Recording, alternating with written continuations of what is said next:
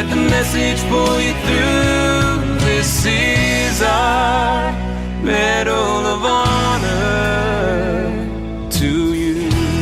And now, Armed Forces Weekly with Donna Lyons on TSPN. Good afternoon and welcome to Armed Forces Weekly. I am your host, Donna Lyons. On this upcoming show, we will examine hot topics, issues affecting our armed forces both home and abroad. The intent of the show is to discuss subjects, address issues, and answer your questions that you may have concerning those currently serving, veterans, military families, and the military community. It's also a platform to bring awareness to organizations and individuals that go above and beyond the call of duty to help those in need. Alan Wood, a World War II veteran, died April 18th of natural causes at his home in Sierra Madre. Wood was 90. He is best remembered for bringing a flag from Pearl Harbor that was used in the famous flag raising in Iwo Jima.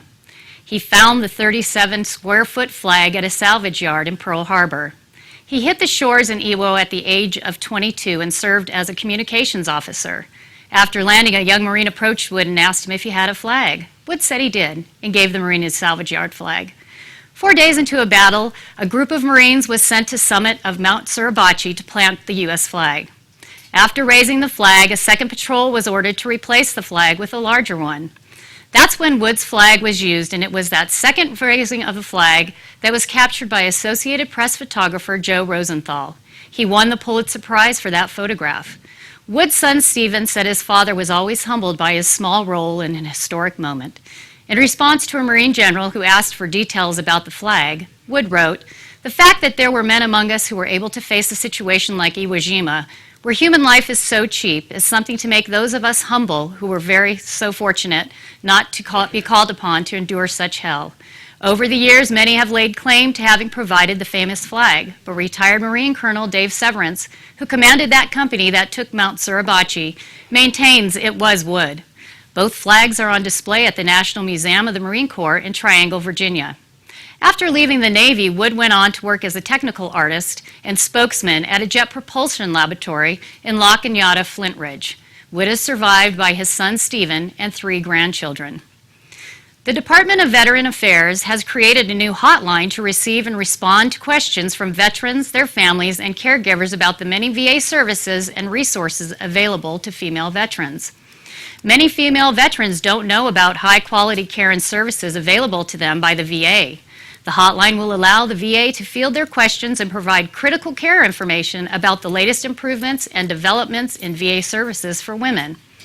Operated by VA employees who can provide information about benefits, including health care services for women callers, can be linked to information on claims, education, or health care appointments, as well as information about VA cemeteries, memorial benefits. Staff members can answer urgent questions and provide referrals to mental health and homeless services and vet center information as well. Women make up approximately 15% of today's active duty military and 18% of National Guard and Reserve forces. The number of women using VA health care was nearly 160,000 in 2000, and that number more than doubled today, and they continue to grow. If you are a female veteran, know of anyone who may be in use of the hotline, you can call 1-855-VA-WOMEN, WOMEN. Veterans can also receive information and apply for benefits online at www.ebenefits.va.gov. The television reality show The Amazing Race recently apologized to Vietnam War vets. This past Sunday, CBS made an apology to its viewers after receiving criticism for a recent Amazing Race episode located in Vietnam. The reality show visited Vietnam for one of its segments, which took place at a war memorial in Hanoi and included footage of a wrecked United States B-52 bomber. Show participants who were looking for clues at the location also heard a North Vietnamese communist song, which they were to learn along with the children singing it. The segment brought in angry responses from viewers, including letters from the Commander-in-Chief of the VFW, John Hamilton, and American Legion National Commander James Couts. John Hamilton wrote, "I hope you understand your anger at a show that wasted a golden opportunity to educate as well as entertain. The scene with the B-52 wreckage could have been used to tell a story, what was then America's longest war, about the 58,195 American names on the Vietnam Wall, about the 1,652 Americans still listed as missing in action, or about the fates of the multiple crewmen aboard each of the 17 American B-52s we lost in combat. The B-52 scene, as well as the young people singing a propaganda song, was totally unnecessary to the show's plot, which speaks volumes about naive producers who think they're in charge when they are not.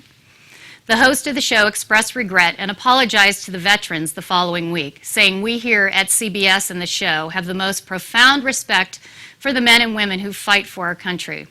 Senator John McCain of Arizona tweeted, "CBS did the right thing by apologizing for the Amazing Race Hanoi episode. We all make mistakes. The issue is closed." McCain was shot down while on a bombing mission over Hanoi and held captive in the infamous Hanoi Hilton prison for 5.5 years. Last week, McCain marked the 40th anniversary of his release from the Vietnamese prison. The American Legion and the VSW also accepted the CBS apology. This past Tuesday, a memorial service was held at Camp Lejeune for the 7 Marines killed March 18th when a mortar exploded at Hawthorne Army Depot during training. Members of the 1st Battalion, 9th Marine Regiment, and family members of the deceased attended. The Marine Corps press release said the cause of the blast remains under investigation. Killed in the blast were Private First Class Martino, 19, Lance Corporal Fenn, 20, Lance Corporal Munchnick, Jr., 23, Lance Corporal Taylor, 21, Lance Corporal Vanderwerk, 21, and Lance Corporal Wild, 21, Corporal Ripperda, 26.